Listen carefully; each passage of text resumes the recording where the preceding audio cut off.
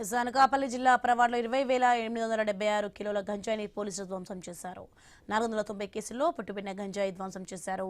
హోంమంత్రి Anitha, Visakha range DIG Gopinath జెట్టి 5 జిల్లాల ఎస్పీల ఆధ్వర్యంలో ఈ ప్రక్రియ చేపట్టారు. 2024 జూలై నుంచి ఇప్పటి వరకు విశాఖ రేంజ్ పరిధిలో 142 ఎన్డీపీఎస్ కేసులు నమోదు చేసి 3,377 మంది నిందితులు అరెస్ట్ చేశారు. ఇక నిందితుల నుంచి 65,560 కిలో గంజాయి, 83.19 కిలోల హాష్ ఆయిల్ స్వాధీనం చేసుకున్నారు. 832 వాహనాలను పోలీసులు సీజ్ చేశారు.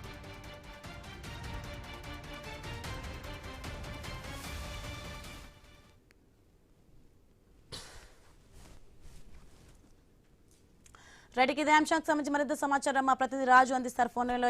రాజు, అనకాపల్లి జిల్లా పరవాడలో గంజాయి ధ్వంసమైనట్టుగా తెలుస్తుంది. దీనికి సంబంధించిన పూర్తి అప్డేట్స్ ఏంటి?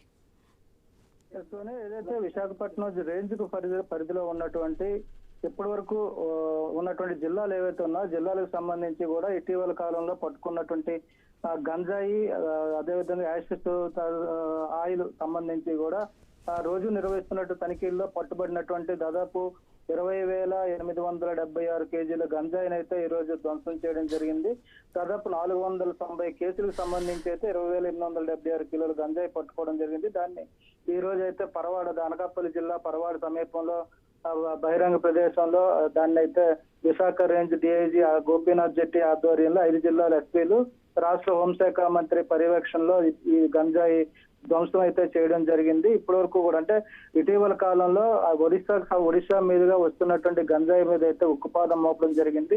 ఆ గంజాయి అక్రమ రవాణాకు సంబంధించి కూడా పూర్తి స్థాయిలో టాస్క్ ఫోర్స్ ఏర్పాటు చేసి ఆ కేసులు కూడా నమోదు చేయడం జరుగుతుంది. భారీగా గంజాయి అయితే స్వాధీనం చేసుకోవడం జరుగుతుంది. స్వాధీనం చేసుకున్నటువంటి ఈ గంజాయి అంతా కూడా కోర్టు ఆదేశాలతో అట్లా ధ్వంసం చేయడం జరుగుతుంది. గత ఏడాదిలో కూడా భారీగా గంజాయి అయితే ధ్వంసం చేశారు. అదే నేపథ్యంలో ఇప్పుడు కూడా తాజాగా ఈ రోజు అయితే మరో 20,876 కేజీల గంజాయిని అయితే ధ్వంసం చేశారు. దీంతో పాటు ఇప్పటి వరకు కూడా చూసుకుంటే జూలై 2024 నుండి ఇప్పటి వరకు కూడా ఈ 3 నెలల కాలంలో కూడా అంటే 2 సంవత్సరాల కాలంలో ఇప్పటి వరకు కూడా 1,142 ఎన్డీపీసీ కేసులు అయితే నమోదయ్యాయి.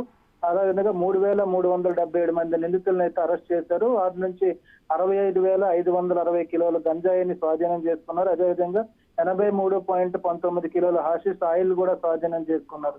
ఈ గంజాయి అక్రమ రవాణాకి ఉపయోగిస్తున్నటువంటి 832 వాహనాలు కూడా సీజ్ చేయడం జరిగింది.